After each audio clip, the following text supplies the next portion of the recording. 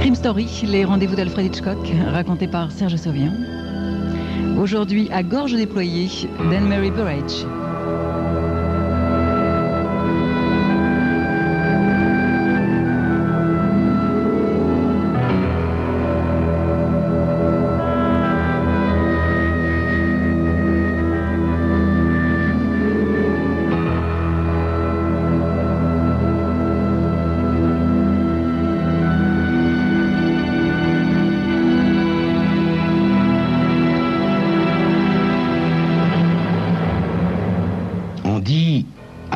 Ou à raison, que l'imagination est la folle du logis. Personnellement, je trouve qu'elle est une des plus belles choses qui soit. Pour peu, bien sûr, qu'on l'utilise à bon escient et qu'on puisse faire la part du feu entre elle et la réalité. Ce qui n'est pas toujours facile. Le cas de Howard Matt en est le plus bel exemple. Howard Matt, un jeune journaliste indépendant, traverse une période de vache maigre. C'est le cas chaque été quand les vedettes de cinéma et de théâtre sont en vacances et que l'actualité fait relâche. Ça n'est malheureusement pas le beau temps qui paiera son loyer, les frais du ménage et l'éducation des enfants, n'est-ce pas? Alors qu'il en est à ses dernières livres sterling, son imagination se met à travailler furieusement. Il faut que je trouve quelque chose. Je dois trouver quelque chose. Sinon, n'arrête-t-il pas de penser en arpentant les rues de Londres? Il en est là dans ses pensées quand il passe à la hauteur du musée de Sir Harold Hawkes, un des plus célèbres de la métropole. Sans doute est-ce le bon génie des journalistes qui l'a conduit dans ces parages, car, comme on dit, l'inspiration lui rend visite. Il entre dans le musée et sollicite un entretien auprès du directeur. Après l'avoir entendu, ce dernier hoche la tête en allumant sa pipe. Votre requête n'est pas nouvelle, monsieur Matt. En fait, nous refusons une demande comme la vôtre plusieurs fois par semaine. En général, il s'agit de jeunes types qui ont fait un pari un soir de beuverie. Nous n'avons rien à gagner, mais beaucoup à perdre à laisser ces gens passer la nuit dans notre antre des meurtriers. Si je leur accordais ma permission et qu'un de ces jeunes idiots perde la tête, quelle serait ma position? Je vous le demande. Mais, étant donné que vous êtes journaliste, cela change considérablement les choses. Et dans ce cas particulier, le musée a quelque chose à gagner, n'est-ce pas? De la publicité gratuite et qui rapporte. Quel est votre journal, monsieur Matt? Pour l'instant, monsieur, je suis journaliste indépendant, mais je suis certain que le Morning prendrait ce reportage sans problème. Une nuit avec les meurtriers de Harold Hawkes. Surtout avec le calme plat que connaît l'actualité ces jours-ci, n'est-ce pas? Comment avez-vous l'intention de présenter votre reportage, monsieur Matt? Sur un mode cruel, bien entendu, monsieur, mais avec une pointe d'humour. Indispensable, cette pointe d'humour, pour ne pas sombrer dans le grand guignol. Très bien, monsieur Matt.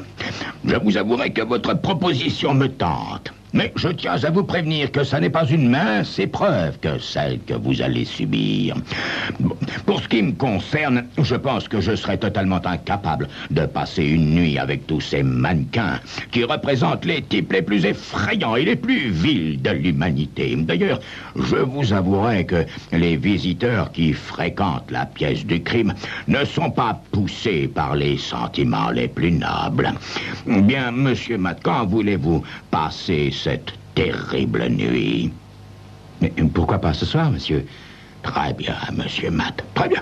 À propos, monsieur Matt, je crains d'être obligé de vous poser une condition. Je vous prierai de ne pas fumer.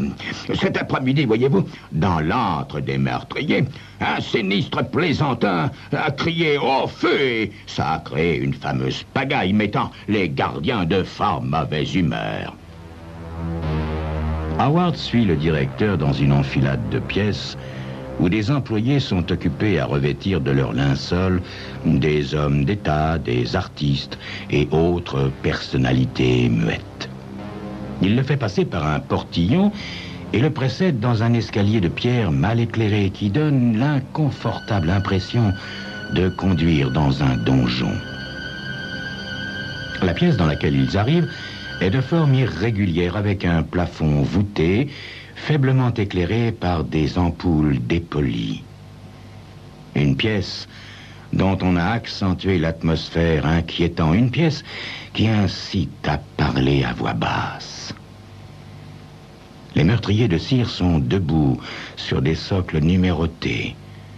De récentes notabilités coudoient des vedettes du crime d'autrefois. Il y a Jeffrey, ce petit snob qui a assassiné pour jouer au grand seigneur.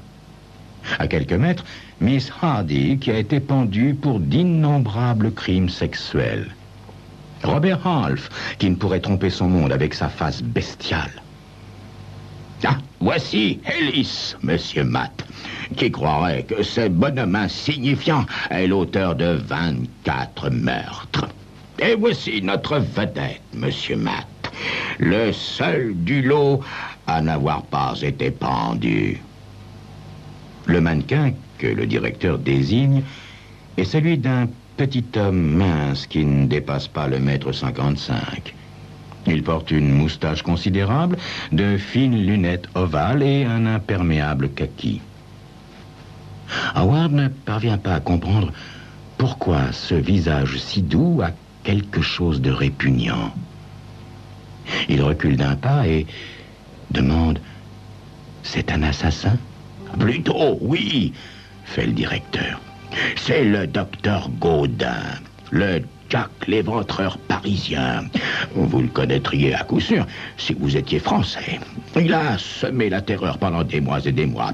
Un authentique Jekyll et Monsieur Hyde. Dans la journée, il soignait ses patients avec dévouement, mais la nuit venue, il leur coupait la gorge quand il était en crise. Il a fini par laisser un indice qui a mis la police française sur sa trace. Malheureusement, quand le filet s'est resserré, il a mystérieusement disparu. On pense qu'il s'est suicidé, à moins qu'il ne soit parti à l'autre bout de la planète. Un ou deux crimes semblables ont été commis depuis sa disparition, ce qui n'empêche pas qu'on le tienne pour mort de façon quasi certaine. Les experts estiment que ces nouveaux meurtres sont l'œuvre d'un imitateur. C'est curieux, comme les meurtriers célèbres ont des imitateurs, n'est-ce pas, monsieur Matt? Oui, monsieur. Hélas, oui. Regardez ses yeux, monsieur Matt. Ce mannequin est un véritable chef-d'œuvre. On a l'impression que ses yeux vous dévorent. C'est d'un réalisme étonnant, car Gaudin était un hypnotiseur. On prétend qu'il hypnotisait ses victimes avant de les envoyer à Patresse.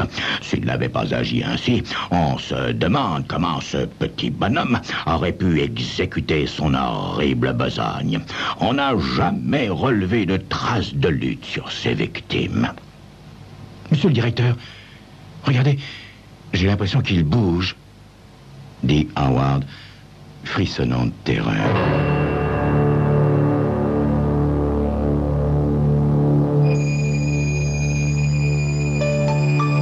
Le directeur sourit en regardant le journaliste subjugué par le mannequin. Howard Matt se demande si c'est vraiment une bonne idée qu'il a eue de vouloir passer la nuit dans ce musée. Oui. Est-ce une bonne idée? C'est ce que vous saurez dans quelques instants.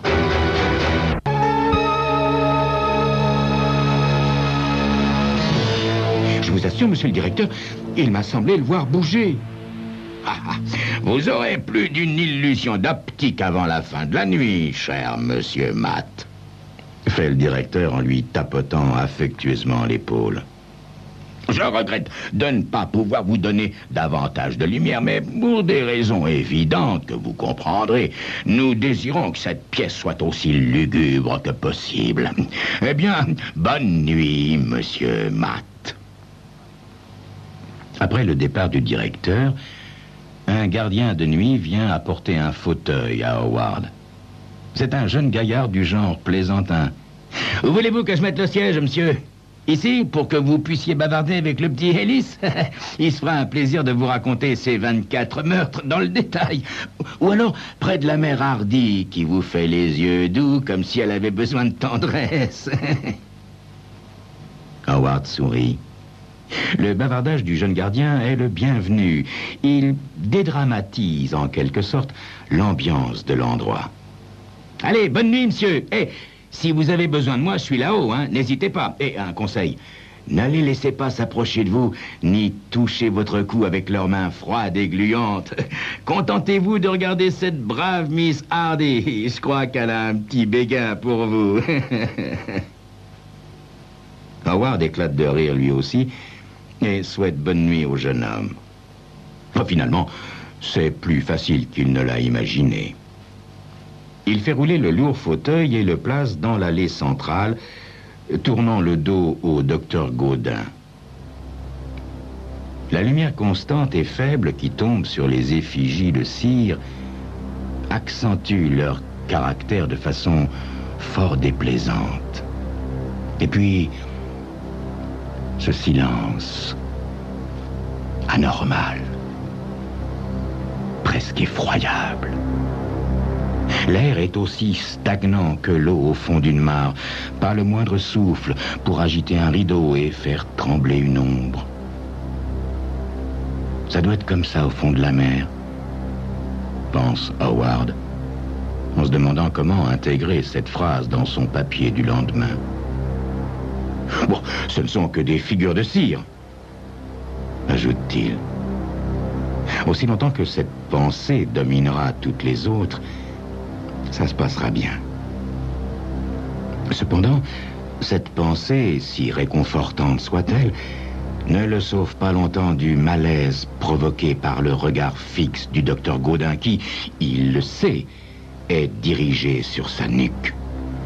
Les yeux artificiels du petit homme le hantent, le tourmentent et lui donnent une furieuse envie de se retourner. Alors, du calme,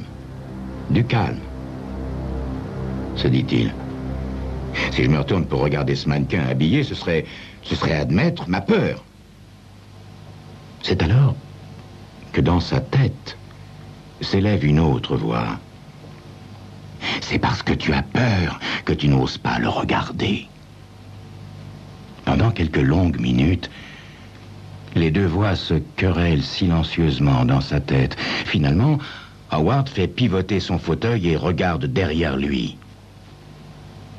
Parmi tous ces mannequins raides et artificiels, l'effigie de l'affreux petit docteur acquiert une importance singulière, peut-être parce qu'un rayon de lumière éclaire sa face. La parodie de douceur que quelque habile artisan a réussi à communiquer à la cire fait frissonner Howard. Ses yeux croisent ceux du docteur pendant une seconde qui lui semble une éternité. Finalement, Howard parvient à détourner la tête pour regarder ailleurs. Pourquoi aurais-je peur? Se dit-il. Pourquoi aurais-je peur? Vous n'êtes tous que des figures de cire. Peut-être. Mais les figures de cire ne bougent pas. Sans avoir vu le moindre mouvement nulle part, Howard a le sentiment que pendant les quelques instants où il a regardé derrière lui, il s'est produit un changement subtil dans le groupe placé devant son fauteuil.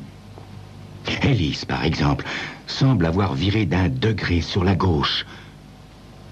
À moins que cette impression soit due au fait que je n'ai pas remis mon fauteuil exactement à la même place.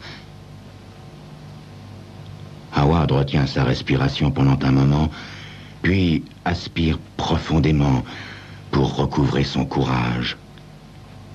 Il sort son carnet et note « Silence mortel et immobilité inquiétante des mannequins. Impression d'être au fond de la mer. Regard hypnotiseur du docteur Gaudin.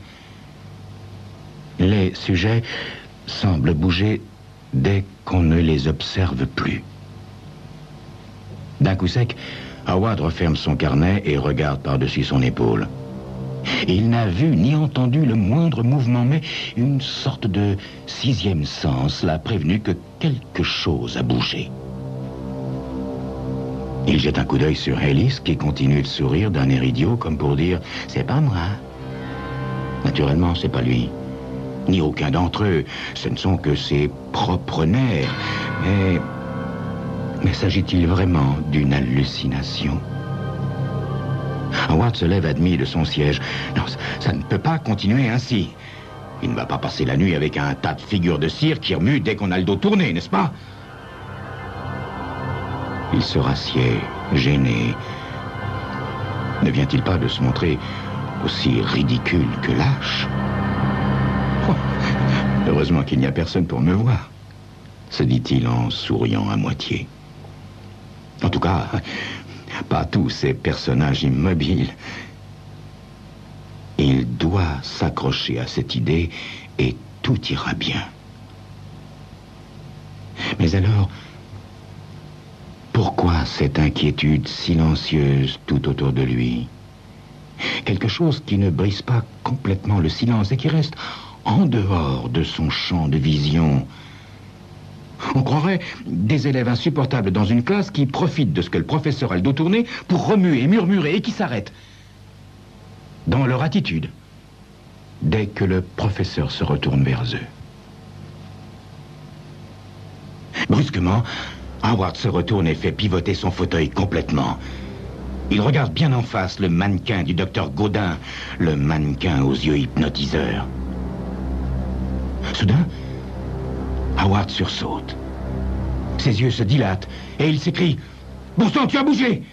Que le diable t'emporte! Oui, tu as bougé, j'en suis sûr !»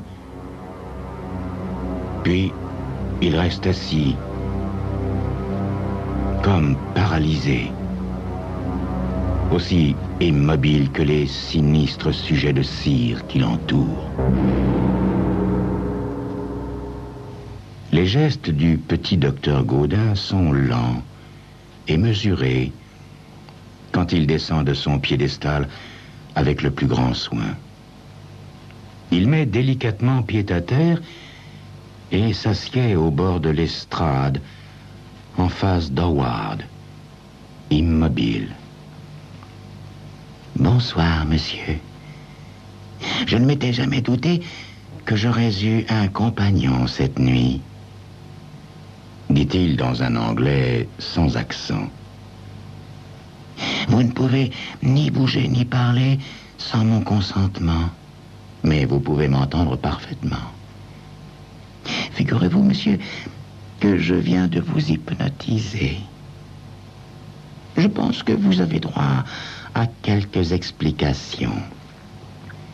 Des circonstances qu'il est inutile de vous rappeler m'ont amené en Angleterre. J'étais à côté de ce musée quand je me suis aperçu qu'un agent de police me regardait d'une drôle de façon.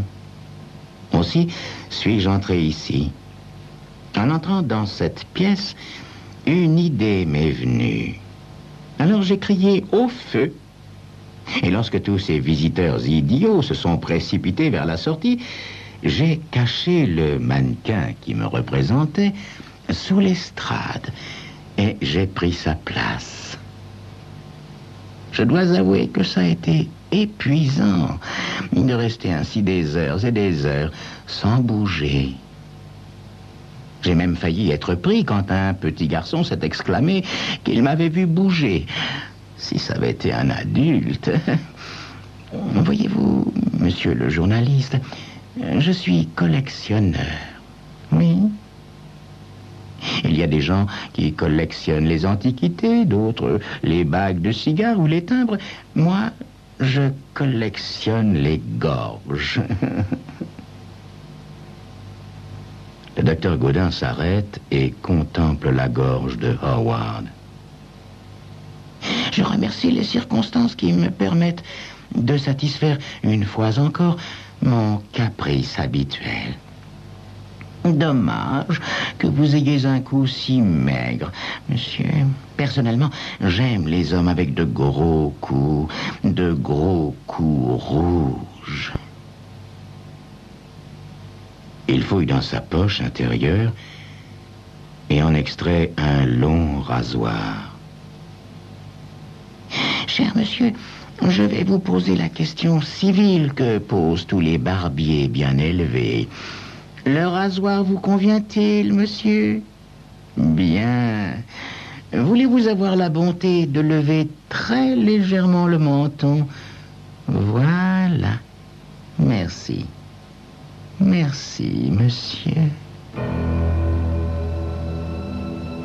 Le lendemain matin, Howard Matt est toujours assis dans son fauteuil. Son menton est relevé comme s'il s'apprêtait à se faire raser. Bien qu'il n'y ait aucune égratignure sur sa gorge ni sur son corps, il est raide et froid. Howard Matt est mort. Le cœur trop fragile ou l'imagination trop forte? Le docteur Gaudin, sur son socle, l'observe avec attention. Il ne remue pas puisqu'il est incapable de faire le moindre geste, car après tout, ça n'est qu'une figure de cire.